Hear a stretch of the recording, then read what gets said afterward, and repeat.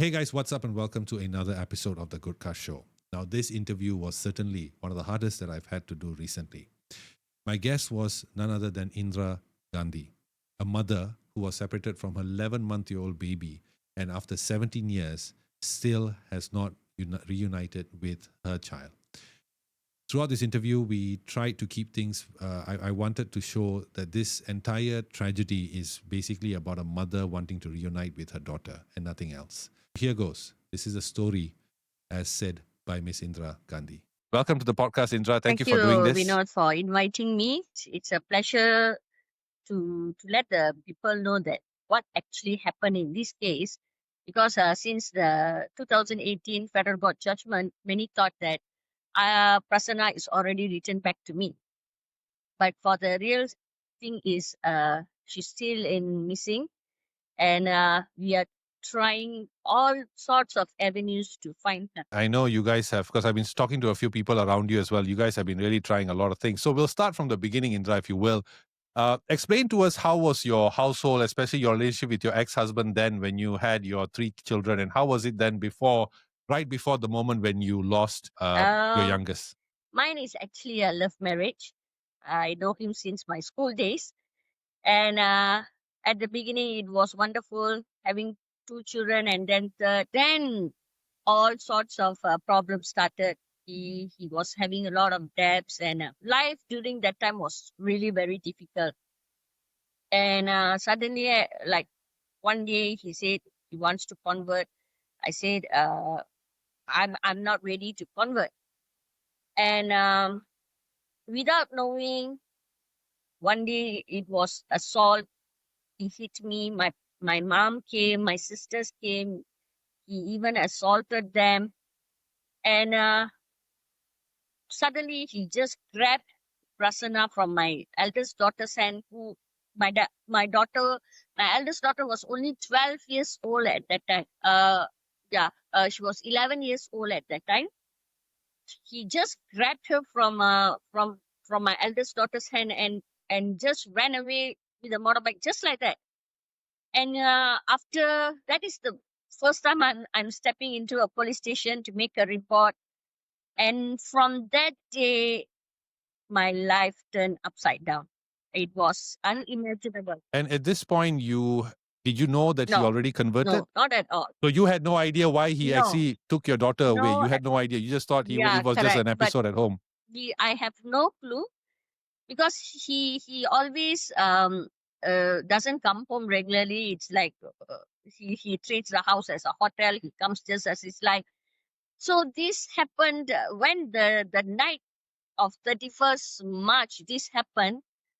That is the first time since I'm stepping into a police station. So when I was making a police report, what the police told me is ini masalah keluarga.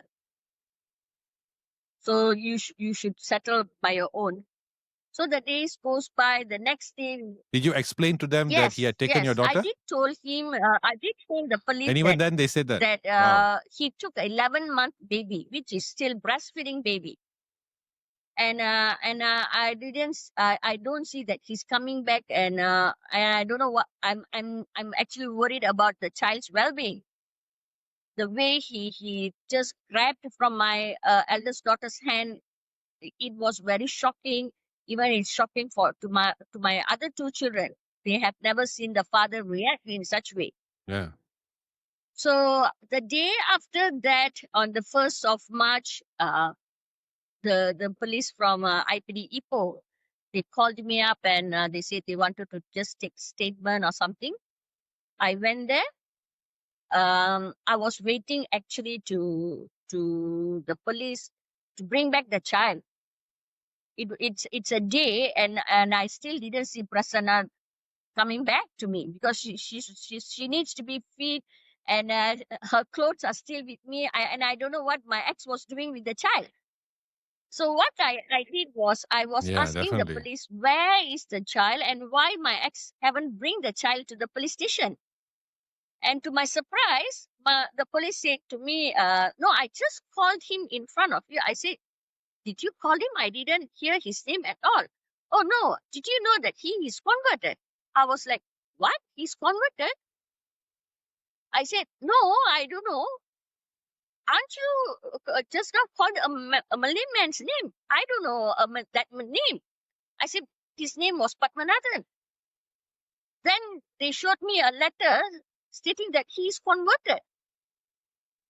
And that's the day I know that he was converted a few months ago. After you found this out, how was the family taking? I mean, how was your 12-year-old daughter taking it that she had just seen what she had seen? You know, how was? I mean, how was things at home? At that time, it was very shocking to me. But my children doesn't know yet that the father has converted. So this incident was happening in a police station. So I didn't brought my other two children to the police station. So the first shocking news was to me, and even I couldn't take it that the father converted without our knowledge. And we made another police report on the same day to the police that we are worried that he might convert the other two children. And to our surprise, he did that on the same day, on 1st of April. He used the children's birth certificate to convert. Even my other two children couldn't accept that. In a day, everything changes as well for them. Yesterday they was Hindu and today they are claiming they are Islam. So it was really a traumatized moment for all the three of us. And moreover, Prasanna, 11-month baby, was also used her thumbprint to produce an Islamic card. My God. Did you ever hear from Prasanna in those first few years? I mean, when she was 11 months old after, did you ever hear from her? Did you ever know how she was doing? I mean, was there any contact? My ex tried to use her to make me go back to him, to make me more suffer by making Prasanna cry. And that was really agonizing. And I tried. I can't imagine how I have gone through that, because every night he will just purposely just call me and make Prasanna to cry. Every night. This went on for almost 2 weeks. And in one time I did give up. I said to my mom, no, I think I want to go back. I want to go and bring back no matter what it takes. But did you know where he was at this time? I didn't. He was keep on. So you had no idea where he was, but he Yes. keeps calling you every night. Yes. With the baby crying. Yes. It was also a very frustrating moment for my other two children. They are just 12 and 11, and just imagine what they have gone through for a father to do this to them. I mean, they love him so much at that time. My elder daughter loves him so much, and seeing the father behaving like that, and it really, she was so sad to see the father did that. She was so disappointed. And I'm sure you know that every girl's hero is the father. But happening this, it was, she blames herself for the father taken away Prasanna from her. Till today. Why does she blame herself? herself? Because she thought that the father did that because she was holding Prasanna. And she said she couldn't react fast from the father taking away Prasanna. And the last I saw Prasanna was in 2009. I got of Ipoh when she was 11. She was 1 year, 6 months baby. Just about half an hour where the judge wanted to see all the three children. He brought her. She was wearing tudung. And I couldn't imagine she was trying to get to me. She was calling Amma, but he didn't let me hold her at all. So that was the last I saw Prasanna in 2009. When she was 1 year, 6 months baby. Do you have any idea how she's doing now? I mean, it's been she's I wish turning I could 17, tell right? you If I'm not more, mistaken. Vinod. This I wish I could tell you more. Till now, even if you ask me, the only thing I can imagine is her face for when she was 11 months old. Even if we are in a restaurant, if she walks beside us, I couldn't recognize if she is my daughter.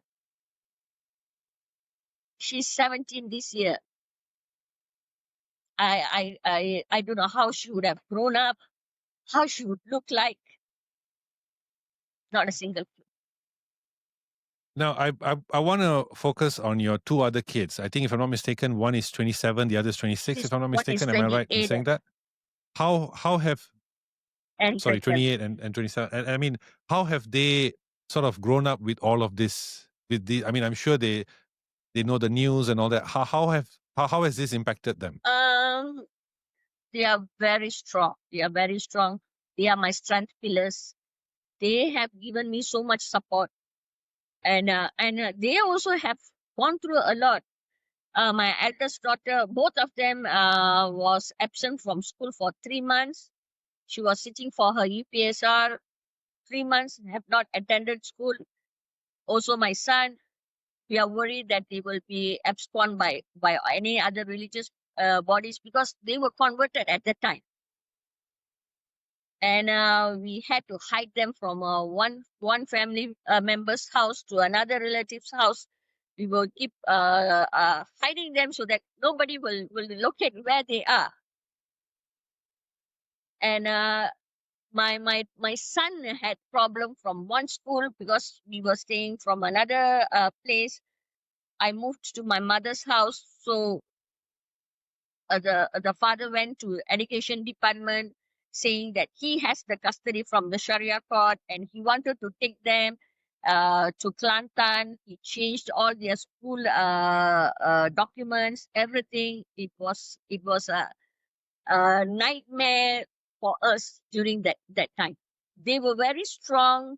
They even motivated me that please don't give up on Prasanna. Even today, they are very supportive as both of them have grown. And wherever I go, like courts, forum, or anything, my elder daughter will follow me. My son, finally, I told him that you need to do law, and he is doing law right now. There's been a lot of updates in this case. I think it's been going on for so long. And recently, of course, there was a press conference that announced that because before this, the sort of assumption was that your ex-husband was, and together with your daughter and his new wife, if I'm not mistaken, were living in Thailand. Yes. But now you have narrowed down to either Kelantan, Perlis, Penang, or Kedah, if I'm not mistaken, thanks to the Budi 95 and the 100 ringgit Sara to his IC. Does this change anything? I mean, how is this going to change your search, your fight to get back your daughter? I think since our federal court winning, there was a recovery order for the police to report to the High Court of Ipoh every month, which the police have failed to do. And from that day itself, we have been, me and my team, even before that, Mr. Kula or now Mr. Arul, who we have been trying to tell the police that he is in Malaysia. He has withdrawn his EPF. He has used his IC for numeral. He has bought so many cars under his name, and so on.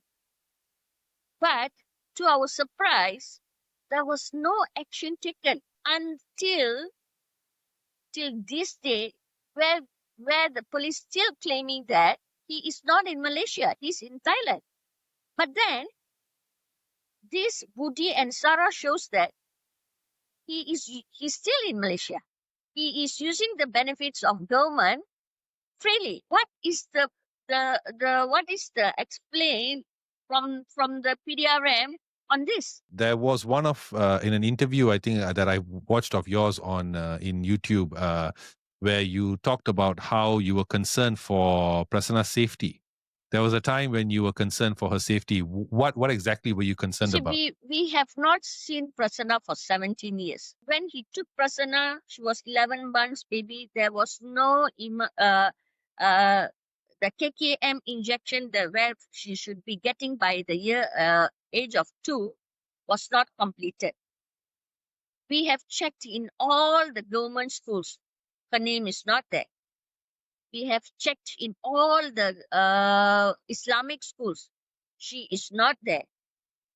And her original IC, birth card is still with me. And even once, after she turned 12, I went to JPN to check whether they have issued an IC under her name. But there was none. So, where is Prasanna? And what she is been doing? Has she been going to school or no school? Or is she really with the father? You have no idea. We have no idea. That is what we wanted to know. Where is Prasanna? People may say this is a religious issue. For me, I have never touched religious issue. I don't want. I'm willing to accept what she wants to be. But where is Prasanna? The police couldn't answer that. I have lost so many years with her.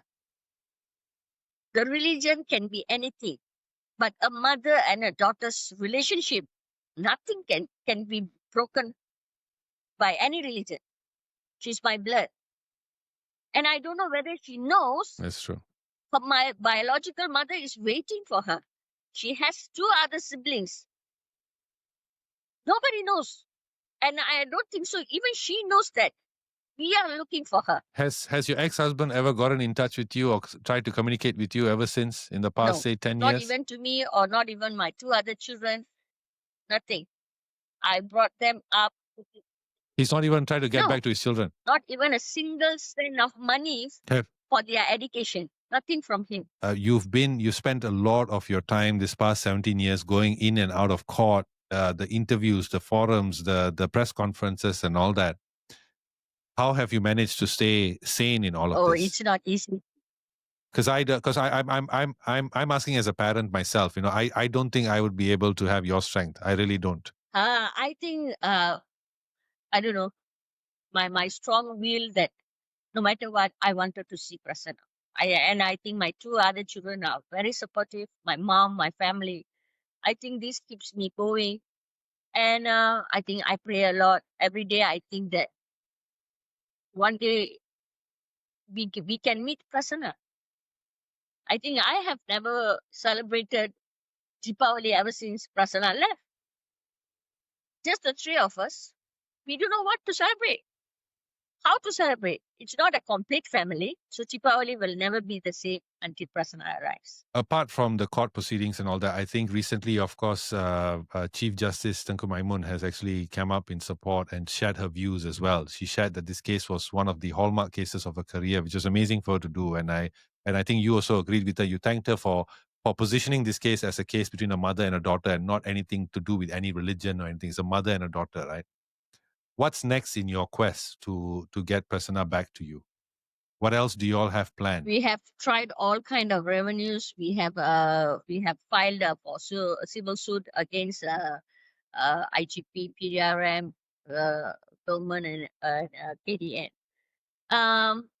We are trying to do a last attempt, justice walk on 22nd of November this month. And we are going to march. What I meant was me, Agama Money, and whoever can come and support us. We are planning to have a walk from Sogo to Bukit Aman to actually meet the IGP and to tell him Prasanna is going to be 18 very soon. In a very few months she will be 18. And it will be a totally different scenario once she's adult. She's legally an adult, which she can decide whatever she wants. But before that, or during that, or whatever the time is, can I see my daughter?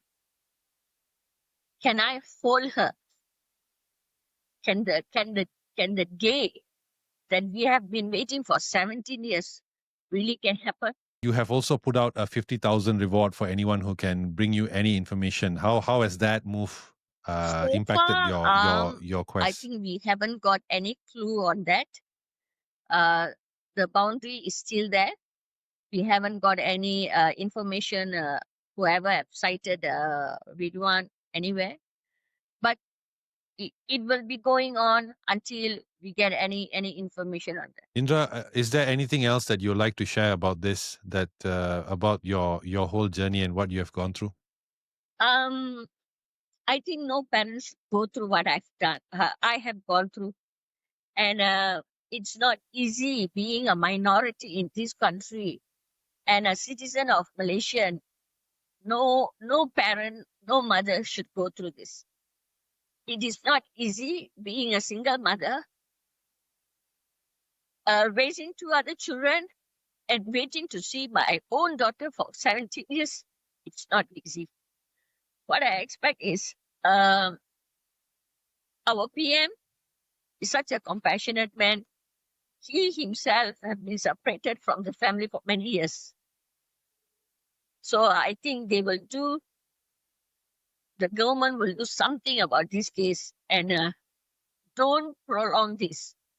I'm not getting any younger, and I don't want my two other children to continue this case even after me.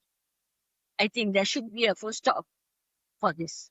Thank you so much, Indra, for doing this. I truly appreciate you taking your time, what you have done, gone through, and how you have stayed and taken care of your family as a single mother. I know that's not easy. Yeah, you're a hero, man. And I hope everything happens the way you want it. Thank you so much for doing this. Thank you for having me. Thank you for highlighting this for the public. As a role as a mother is not easy.